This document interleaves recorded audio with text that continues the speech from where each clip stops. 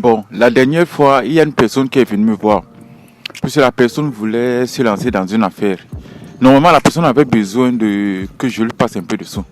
Dans un premier temps, ce que j'ai essayé de poser la question à la personne, c'est quoi qu'on va faire. Donc, dans un premier temps, je vais vous relater l'affaire. Donc, la personne, c'est une entreprise qui travaille dans tout ce qui est santé biologique. Tout ce qui est produit de minceur, tout dans le monde de la santé et de la biologie. Et ensuite, la personne m'a dit que pour commencer son business, on lui avait demandé d'adhérer à une sorte de franchise avec un ticket d'entrée de à peu près 150 à 200 euros. Et que le ticket d'entrée pouvait aller jusqu'à 500 euros. Et qu'on lui donnait des produits. Et ces produits, elle devait les vendre. D'ailleurs, quand j'ai suivi cette histoire, dans un premier temps, j'ai eu des doutes. Étant donné que j'ai eu des doutes, je me suis dit, là, il y a un petit problème quelque part.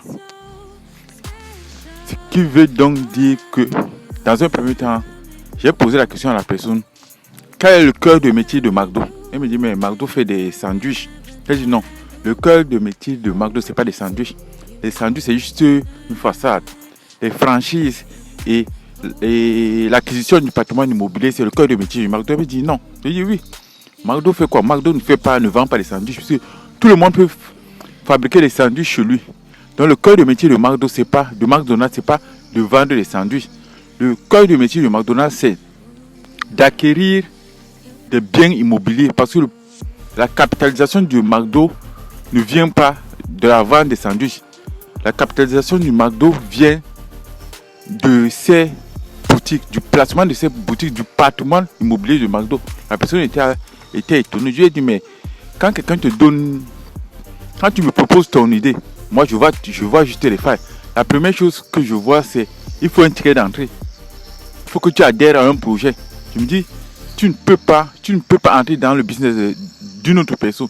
Tu dois créer ton propre business. Tu dois générer tes propres ressources. Tu n'entres pas dans un système de franchise, tu n'entres pas dans un système d'adhésion. Je lui ai dit, mais quand moi je regarde ton système, je me dis que l'entreprise dans laquelle tu vas travailler, dans un premier temps, l'entreprise ne fait plus du marketing, puisque le marketing sera fait par vous. Donc l'entreprise va faire des économies dans un premier temps. La deuxième chose que l'entreprise va faire, c'est au niveau des frais d'adhérents. Ce sont des frais que vous donnez les 100 euros, les 200 euros. C'est sur ça que l'entreprise fait son chiffre d'affaires. C'est ce qui permet à l'entreprise de voir le progresser. Donc ton système bancaire, c'est toi, soit tu dois créer ton propre système, soit tu es le système, soit tu travailles dans un système. Et tu dois faire ce choix. Si tu es le système, tu crées ton propre système. C'est comme si tu étais dans une entreprise. Dans une entreprise, tu ne peux pas gagner plus que le patron. Dans une entreprise, tu ne peux pas gagner plus que le créateur de l'entreprise. Dans une entreprise, tu ne peux pas générer un salaire qui est supérieur à celui qui a créé l'entreprise. Soyons réalistes, soyons honnêtes. Celui qui crée l'entreprise, c'est lui le patron, il crée l'entreprise parce qu'il veut générer du cash flow. Il crée l'entreprise parce qu'il veut s'enrichir. Le rôle d'un patron, ce n'est pas d'enrichir ses salariés. Le rôle d'un patron, c'est de donner à ses salariés un salaire qui les permet de ne pas démissionner, qui les permet de continuer à travailler tous les jours. Donc, si tu veux réellement réussir, tu dois créer ton propre système. Quand tu crées ton propre système, alors tu dois essayer de trouver des solutions pour que ton système te développe et que tu vends ton système aux autres. Mais tu ne peux pas acheter un système qui ne t'appartient pas. Tu ne peux pas acheter un système que tu ne maîtrises pas. Tu ne peux pas acheter un système qui est déjà bancal parce que soit tu vas entrer en tant qu'adhérent, soit tu vas entrer en tant que franchise. Mais dans tous les cas, quand je prends le problème, je dis que c'est une fausse bonne idée.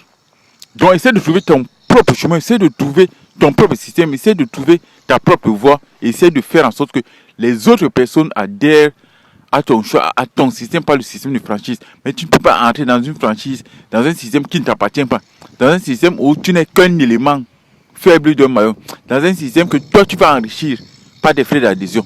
Parfois on voit un système, mais on ne connaît pas le cœur du système. Tant que tu ne connais pas le cœur du système, tant que tu ne connais pas le domaine d'activité stratégique du système, tu es perdant. Si on dit à une personne, qu'est-ce que McDo fait? Les gens, tout le monde te dira, McDo vend des sandwichs. McDo, le cœur de métier, c'est pas de vendre des sandwichs. Toute bonne femme peut faire des sandwichs.